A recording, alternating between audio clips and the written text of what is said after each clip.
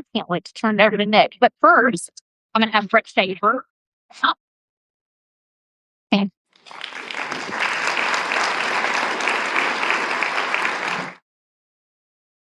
That's right here, I think. This is just one more version of the winner. We just take down one of this thing. So glad to be here. Thank you for coming. This is just such a powerful brand. I met a lot of you this morning. I had a community relations surgeons thing.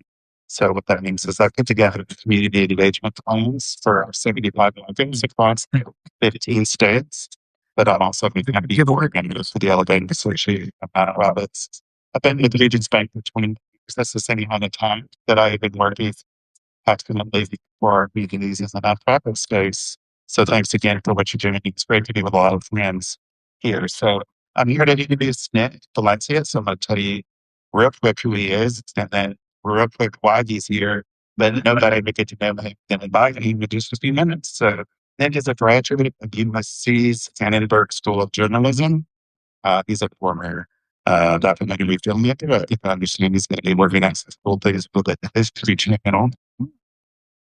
Nick is originally from Los Angeles, where he recently returned to cover some of the ice raids happening there. You can currently see Nick through his Substack, and he just did a really great piece on alligator Alcatraz in Florida that about a few weeks ago. So you should definitely check that out. Much like many of you, Nick spent 19 years at CNN, grew up there, started as a teleprompter, much like I grew up at Eugene's Bank and many of you grew up in the nonprofits. So that's the reason why Nick is here with us. He's got experience with that. Nick also talks about the importance of telling personal stories. We talked about that this morning with Susie Kennedy. He talked about that, and Danielle just mentioned that. Really, the power of man that could see through the stories we shared. So Nick's really passionate about that. And then finally, Nick is going to, I think he's been quoted as saying, things happen to us. Things happen for us, not to us.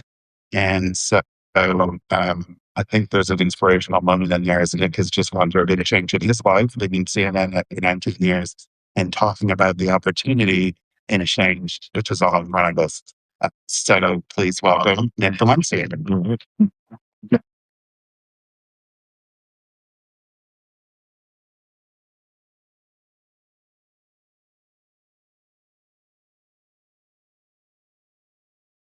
Hey, everyone. How are you? Good. Thank you so much for that introduction. I really appreciate it, guys. Thank you. And if you wanted to ask me, first off, I want to say thanks. Thank you for inviting me into this room. Thank you for believing me back at the center. Danielle, Dunbar, Carlos Torres, the reason I'm here, before any of this studio with the last 6 months with Bowl. And thank you, all of you here, for the work that you do every single day. Without credit, and of course, as you've heard in the presentation, I also offer that in the fund.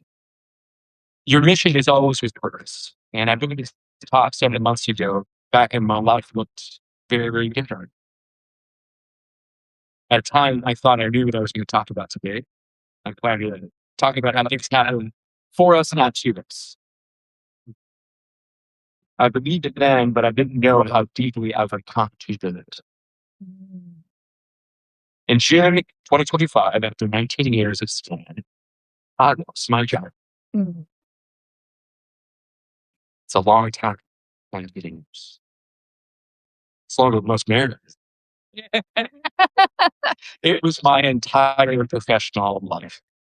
I joke that it was the longest first job in the history of the first job, starting as a teleprompter operator there and working on going to international correspondent.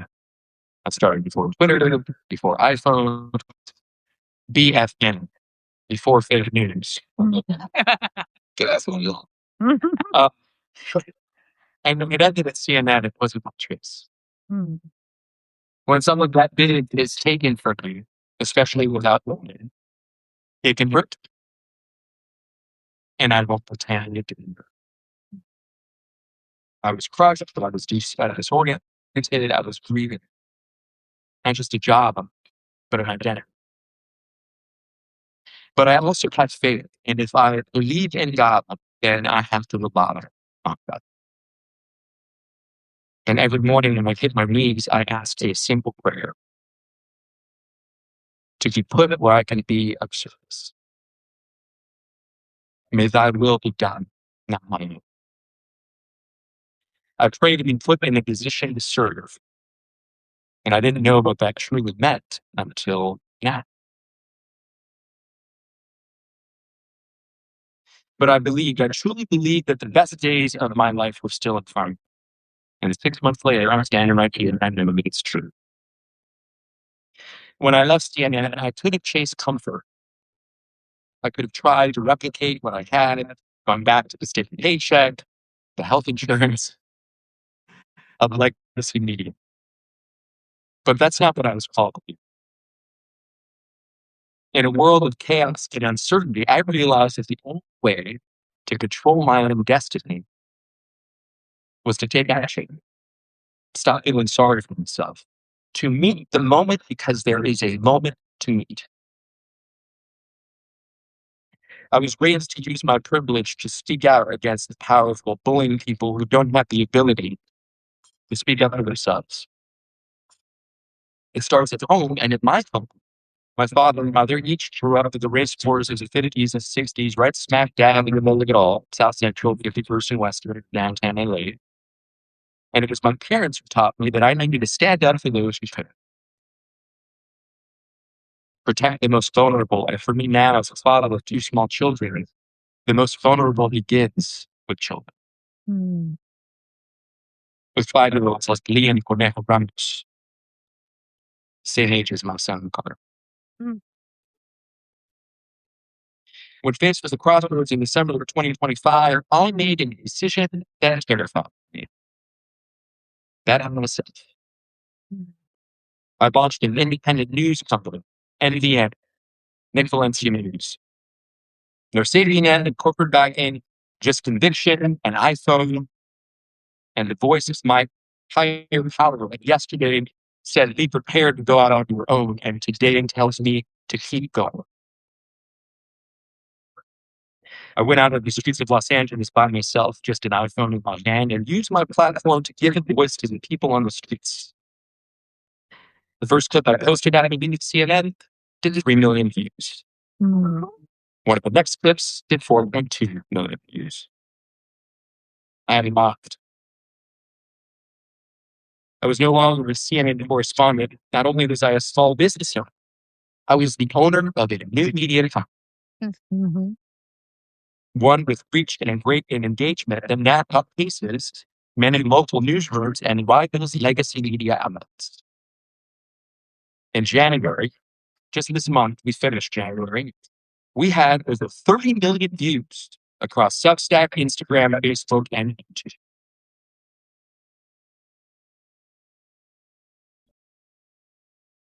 And here's the thing I want nonprofit leaders in this room to hear correctly and clearly. You don't truly know your voice until you aren't vulnerable. For 19 years, I've had success, but I was still part of an institution, a cog in a very large machine, a respected one, yes, but still constrained. And today, I am freer than I've ever been. Not because it's easier, it's not. I work harder and I'm working harder than I have ever in my life. So it told me a small business owner is the only person that works 80 hours a week so that don't have to support him. It's not easier, but it's Last week, I was in Minneapolis reporting on immigration enforcement. My right hand just stopped shaking. I had my press rights violated. I had been shotgunned by a federal officer pointed and trained at my chest. And the U.S. Press Freedom Trial, they determined that I was deliberately and intentionally targeted by the feds. I was there to watch from where Alex Pretty was killed. And it wasn't lost on me that I was standing in the same neighborhood where 20 years prior, I lived a completely different life. Young, in love, and thinking I had it all figured out. At 22, I lived in Minneapolis, having followed a woman I met in Spain to live there with her, as she called it, Minneapolis. I should have known that, right? I should have known that. After the romantic, I was more drunk than I'd ever been, working part-time at the Renaissance Festival of Shakopee, Minnesota, because it's money around between the meat stand, turkey legs, and cash box. I was mowing lawns and re-waxing and resealing toilets. Guys out there, anyone who's that. And finally, I got a good job selling books at Borders Bookstore. And I took the bus to work every single day. Until one day, my then girlfriend came home and she said, "You eat more than me, you make less than me, and you eat more than me, and you need to get the hell out." No. Country song right there. Life has a way of circling back. Believe it or not, it was just a week after I got back broken-hearted from Minnesota, Northeast LA, that my cousin was on the flight, the drunk radio correspondent of CNN, who tripped and fell at the badge still out of her purse onto the plane, and she ended up sitting next to him. And he went into full-blown pitch mode for nonetheless. I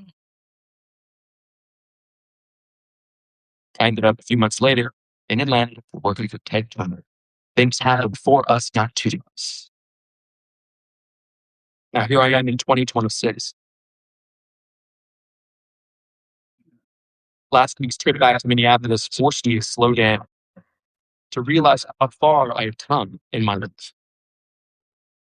Yet another affirmation, or as I'm called them, God shouts, that I am exactly where I need to be.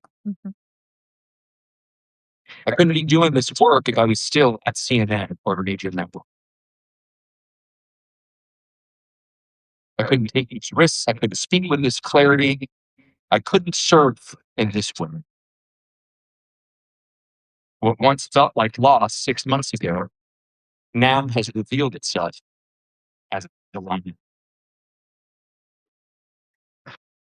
That's what I mean when I say things don't happen to us, they happen for us. But only if we're willing to do the work. Now, let me be clear about something, especially here in Alabama, especially in this group. I'm not pretending to be neutral. I don't believe in objectivity. That's part of the great myth of legacy media and why y'all are turning away. I believe in fairness. That's my metric of success. I'm honest about my values. I believe the conversation around immigration should not start at deportation. It should start at punishment for the employers who profit from the cheap labor and focus instead on amnesty. Especially those who worked here without getting into trouble and added value into this. I disagree with President Trump's mass deportation policy. But here's the part that matters. I still call him President Trump. I still follow journalistic ethics. I still believe deeply in the First Amendment. And I criticize not because I hate this country, but because I love it so much. That distinction matters. Journalism at its best is not activism, it's moral clarity. It's shining a light responsibly. It's disagreeing without dehumanizing. In nonprofit work, your work is the same. You are not rivals because you care. You are not threats because you serve. You are not naive because you believe things can be better. You are necessary. We live in a country suffering from an extreme disease of individualism. We convince ourselves that injustice isn't our problem until it is. That harm won't reach us until it does. Dr. King warned us about this. Injustice anywhere is a threat to justice everywhere.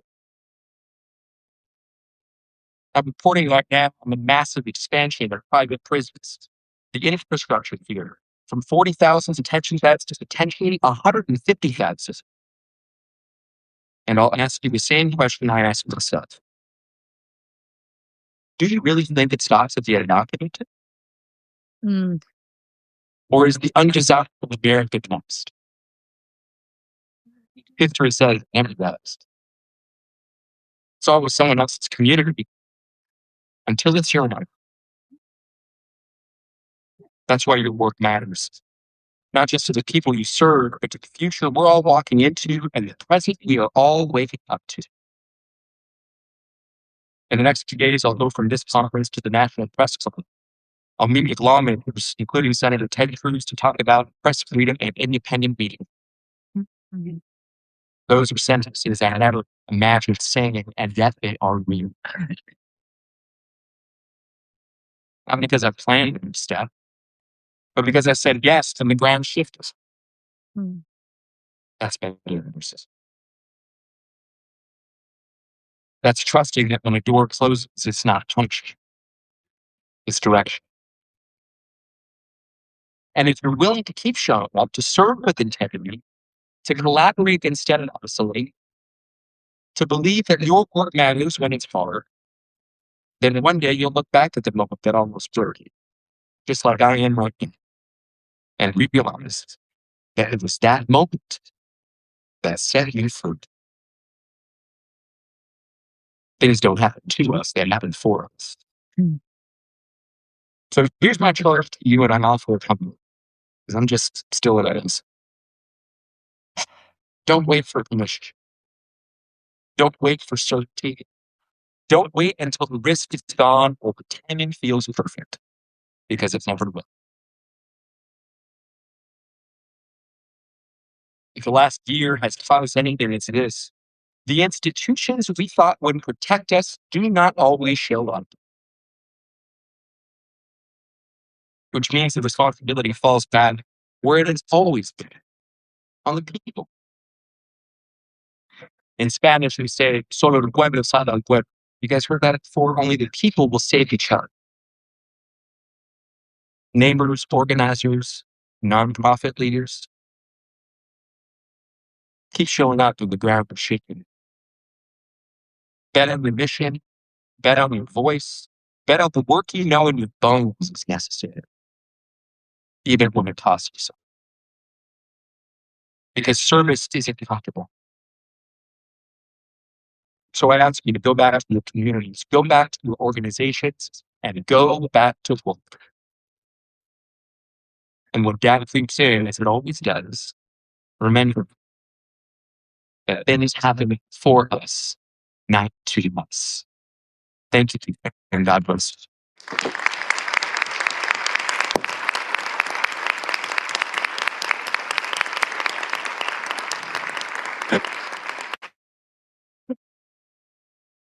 What am I doing?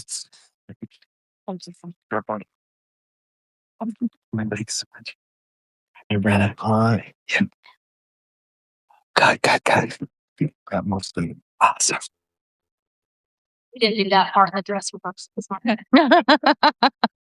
I know it's empty names. That's exactly what I needed to hear today. Mm-hmm. Yep. We're doing